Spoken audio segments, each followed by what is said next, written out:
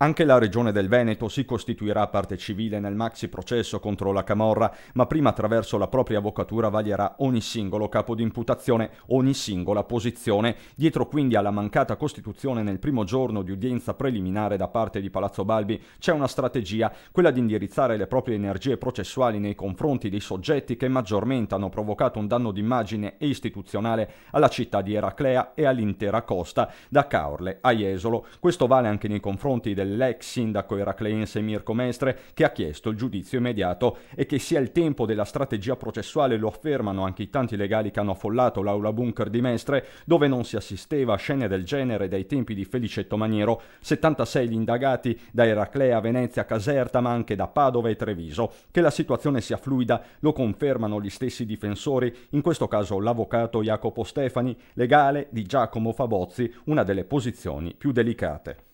È ancora tutto in itinere e la valutazione verrà fatta all'esito di quest'udienza.